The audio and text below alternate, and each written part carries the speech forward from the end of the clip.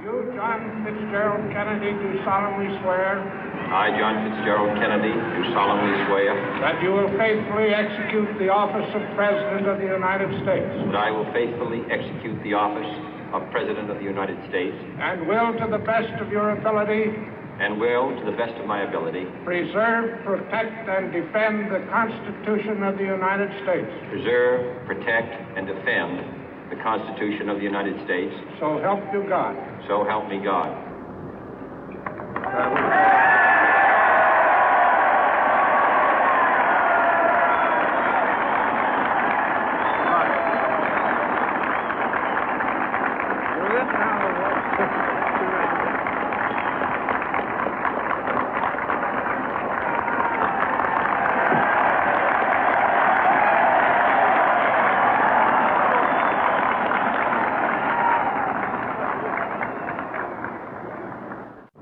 Vice President Johnson, Mr. Speaker, Mr. Chief Justice, President Eisenhower, Vice President Nixon, President Truman, Reverend clergy, fellow citizens.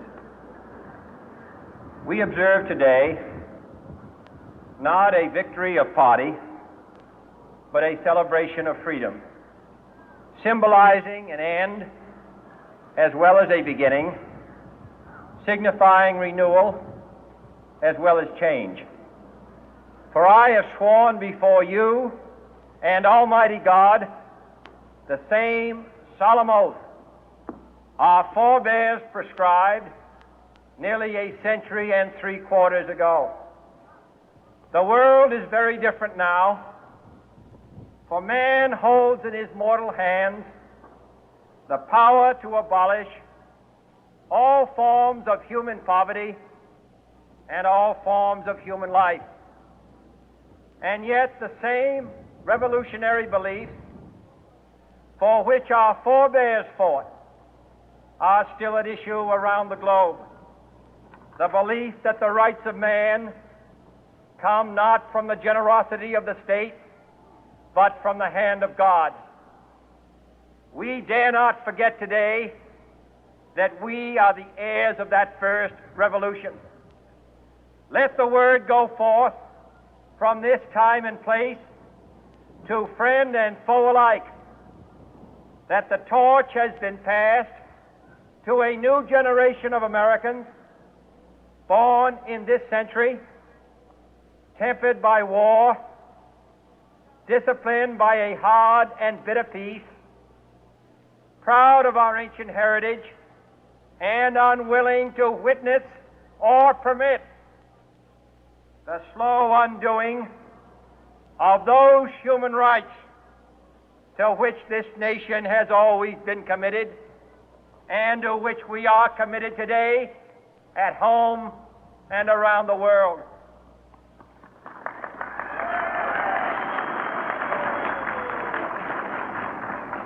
Let every nation know, whether it wishes us well or ill, that we shall pay any price, bear any burden, meet any hardship, support any friend, oppose any foe to assure the survival and the success of liberty.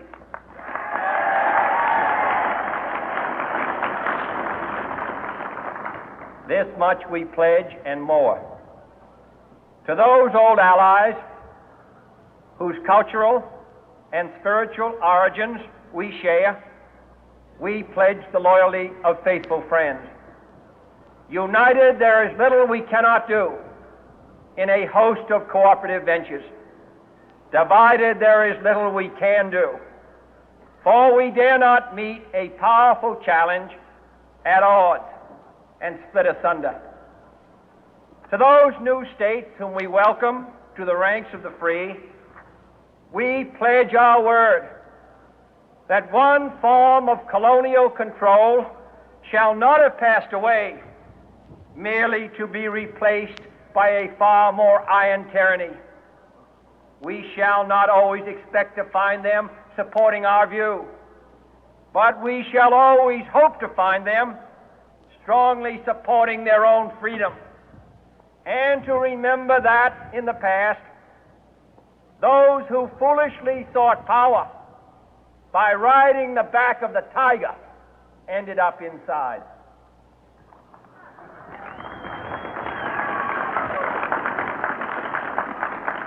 To those people in the huts and villages of half the globe struggling to break the bonds of mass misery, we pledge our best efforts to help them help themselves for whatever period is required, not because the communists may be doing it, not because we seek their votes, but because it is right. If a free society cannot help the many who are poor, it cannot save the few who are rich.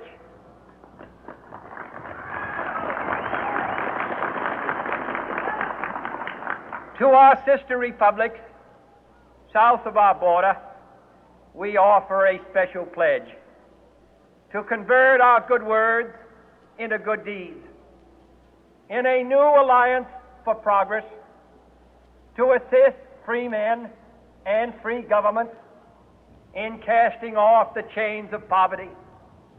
But this peaceful revolution of hope cannot become the prey of hostile powers. Let all our neighbors know that we shall join with them to oppose aggression or subversion anywhere in the Americas. And let every other power know that this hemisphere intends to remain the master of its own house.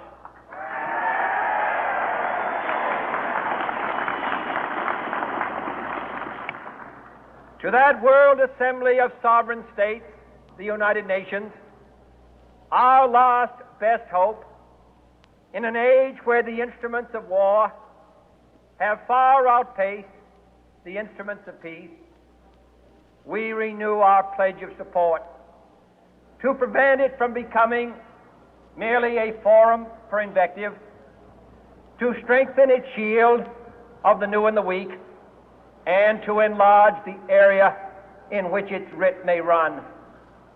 Finally, to those nations who would make themselves our adversary, we offer not a pledge, but a request that both sides begin anew the quest for peace. Before the dark powers of destruction, unleashed by science, engulf all humanity in planned or accidental self-destruction, we dare not tempt them with weakness, for only when our arms are sufficient beyond doubt can we be certain beyond doubt that they will never be employed.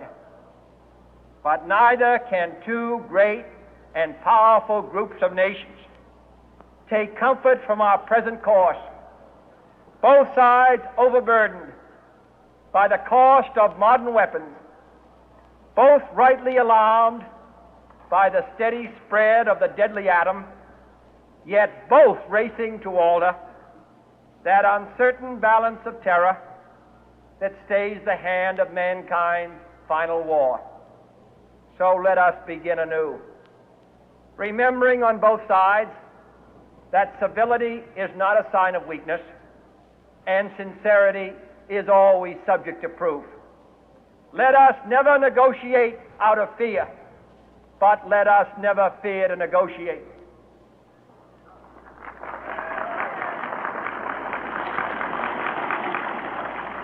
Let both sides explore what problems unite us, instead of belaboring those problems which divide us.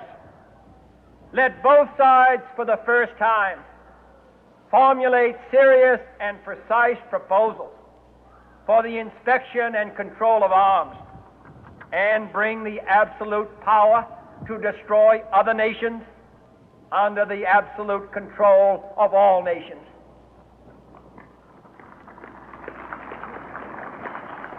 Let both sides seek to invoke the wonders of science instead of its terrors. Together, let us explore the stars, conquer the deserts, eradicate disease, tap the ocean depth, and encourage the arts and commerce. Let both sides unite to heed in all corners of the earth the command of Isaiah to undo the heavy burden and let the oppressed go free. And if a beachhead of cooperation may push back the jungle of suspicion, let both sides join in creating a new endeavor, not a new balance of power,